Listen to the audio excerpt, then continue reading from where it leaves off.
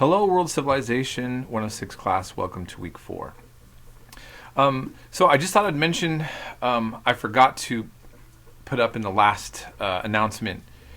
If anybody's interested on this topic of Christianity in Egypt, this book I found in Leiden, Netherlands, at a bookstore that had all sorts of kind of more obscure topics in it, and it really grabbed my attention. And I believe that I'm pretty sure that this professor, that I think he works at Princeton. In any case, the Religion for Breakfast clips that I'm going to be showing you a lot of, I believe that guy studies under this professor. But in any case, I just thought some of you might find this interesting. I will say that this is not an easy read. There's a lot of jargon in it that I find a little bit cumbersome. But the topic is very unique, and it kind of goes over in detail this book, Christianizing Egypt by David Frankfurter, of just kind of covering the seemingly slow transition from the pre-Christian religious beliefs of Egypt that mixed with Christianity over time. And so, but what I want you to keep in mind now, and we will talk a little bit more later about, is that currently Egypt is a Muslim majority.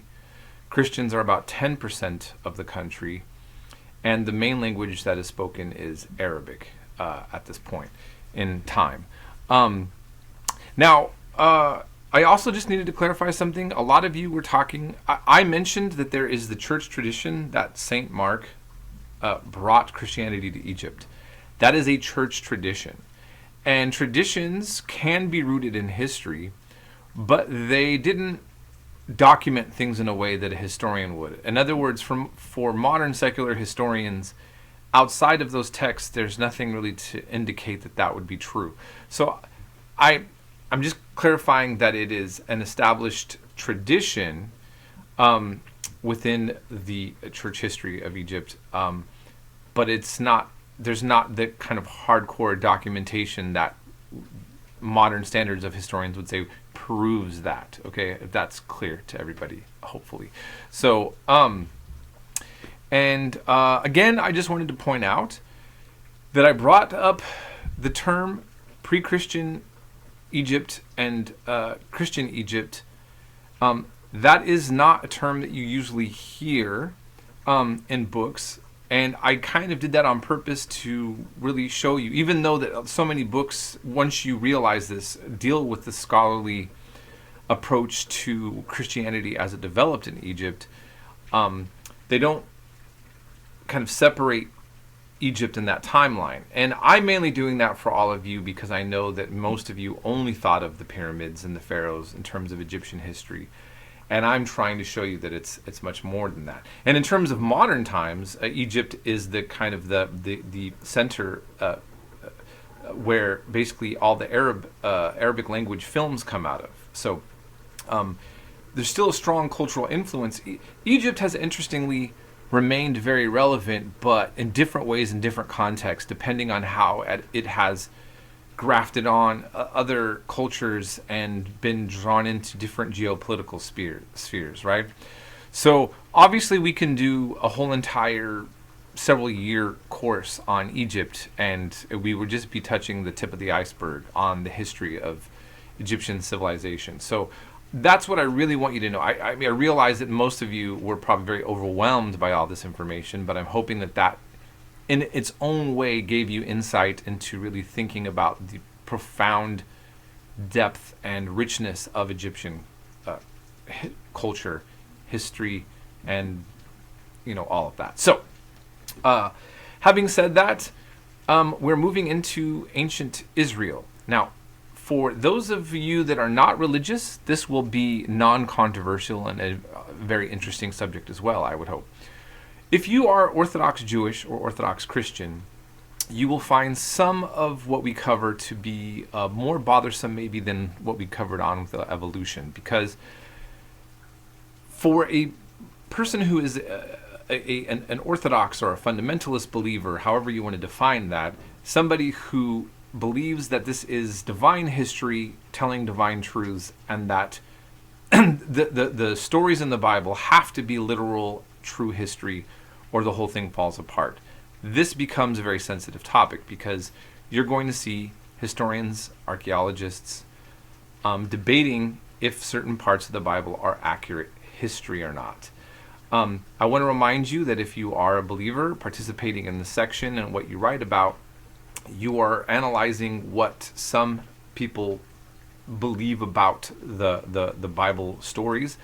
This does not imply that you have forsaken your position on this topic, okay? So, but I do want you to know that, which may surprise some of you that are from the faith community, many of the scholars that are going to question the historicity of the Bible and certain aspects are still believers in the faith tradition of Christianity or Judaism.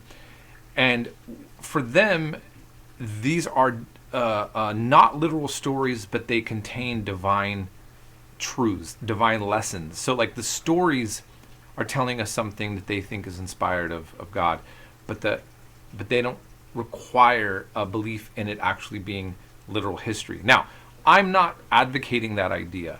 I'm just merely trying to point out that the critique of some of the historical aspects of the Bible is not necessarily by atheists trying to undermine the Bible.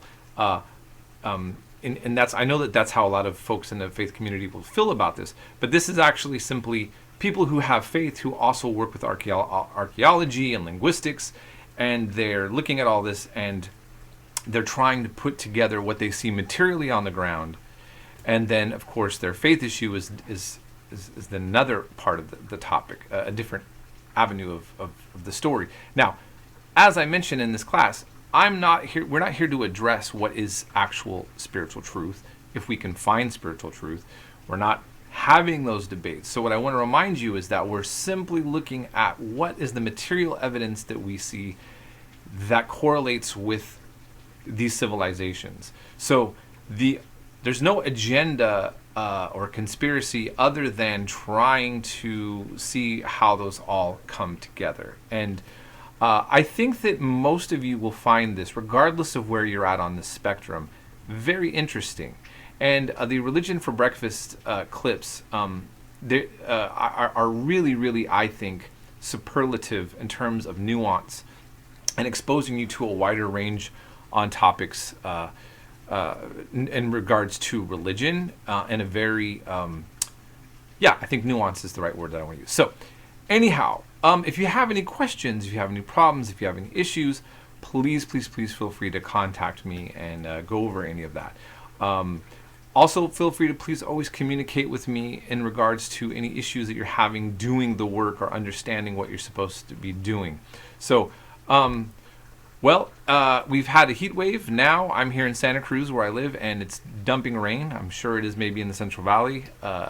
Very intense roller coaster ride of weather and politics and all sorts of things. So brace yourselves, do well, and we'll be in touch.